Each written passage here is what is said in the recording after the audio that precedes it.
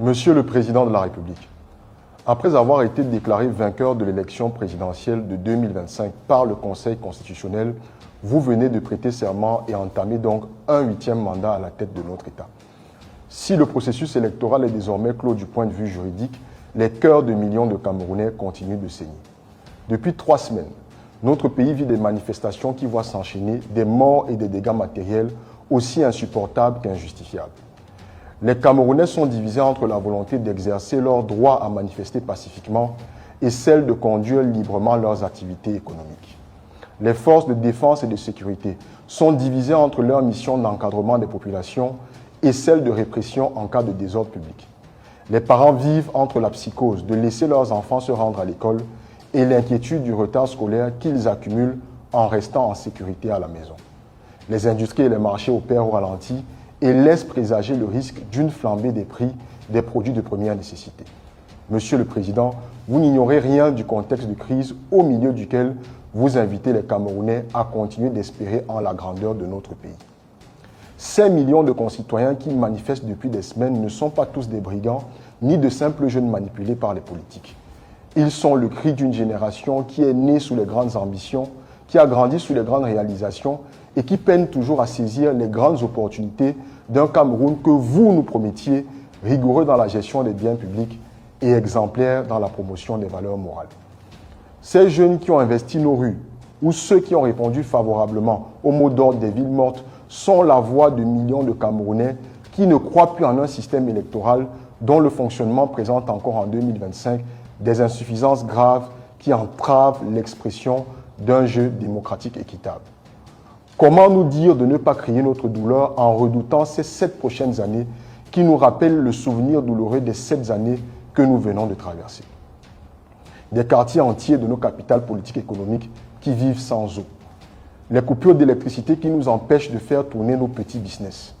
La qualité désastreuse des routes qui paralyse l'écoulement des productions et arrache à la vie des centaines de nos proches chaque mois. Des milliers de diplômés sortis de nos universités chaque année qui peinent à trouver un emploi décent.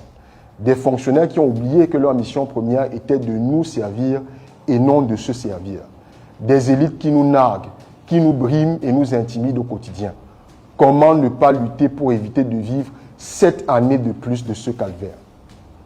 Le 6 novembre dernier, à la date du 43e anniversaire de ce fameux jour, qui était apparu pour beaucoup comme la naissance d'une nouvelle république, vous vous êtes exprimé devant le peuple camerounais du haut du palais portant votre nom.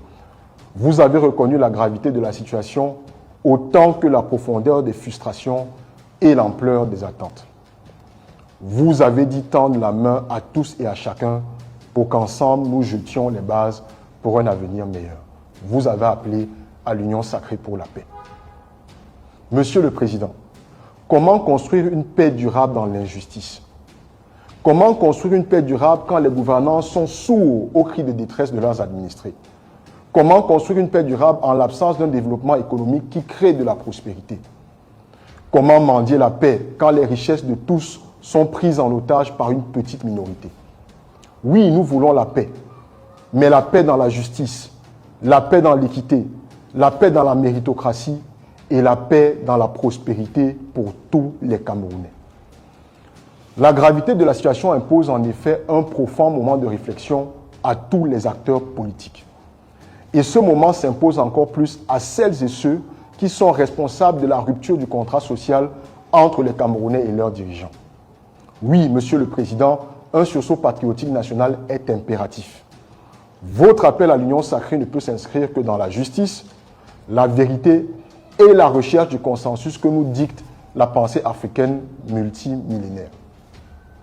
C'est donc conscient de ces principes de vérité, de justice et de consensus, après avoir consulté le directoire du mouvement patriotique pour la prospérité du peuple, le MP3, ma formation politique, après m'être concerté avec nos alliés politiques, que nous prenons la décision, au regard de la gravité de la situation et en réponse à votre main tendue, de formuler une proposition de sortie de crise durable qui pourrait à terme mener notre pays vers le chaos. Monsieur le Président, seul un plan de refondation avec des objectifs clairs de court et de moyen terme peut sauver notre pays. Nous adressons donc au service de la présidence de la République et à votre attention le plan de refondation détaillé du Cameroun. Ce plan nous apparaît comme la voie d'apaisement par la construction d'un État qui repose sur la justice sociale et la prospérité partagée. Il s'articule en 10 grandes étapes.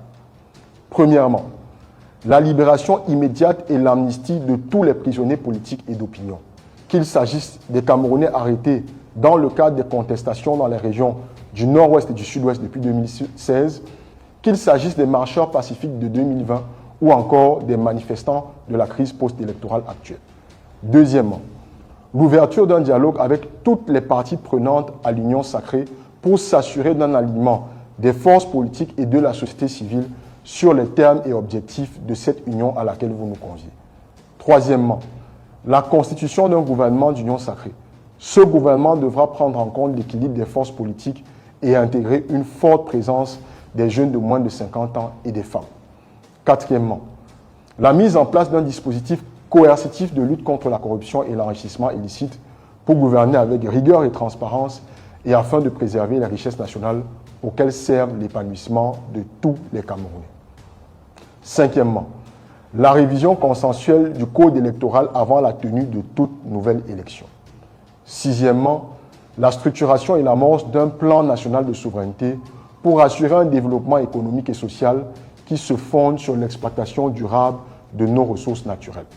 En 7, l'organisation des élections municipales et législatives sur la base du nouveau code électoral.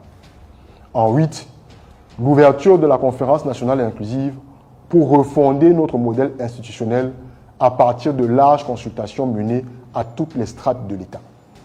Neuvièmement, la tenue d'un référendum pour adopter la nouvelle constitution et donner aux citoyens camerounais le plein pouvoir de décider de l'architecture de notre pays.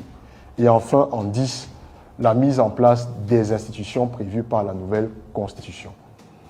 L'exécution efficace de ce plan de refondation de notre pays, qui aura donc associé tous les Camerounais de bonne volonté, acteurs politiques et de la société civile, sortira le Cameroun de ses crises multiples d'ici 2028 et propulsera notre pays sur une rampe de progrès et de prospérité partagée. Toute autre démarche non inclusive ne fera que repousser l'explosion inévitable de ce volcan qui gronde sous nos pas. Monsieur le Président de la République, que cette adresse vous parvienne, que nos mots soient enfin entendus comme le cri de millions de Camerounais qui sont désespérés par une gouvernance qui n'a cessé de condamner notre avenir. Que le sacré soit véritablement au cœur de l'unification de notre pays. Que Dieu et les ancêtres veillent sur le Cameroun. Je vous remercie de votre attention.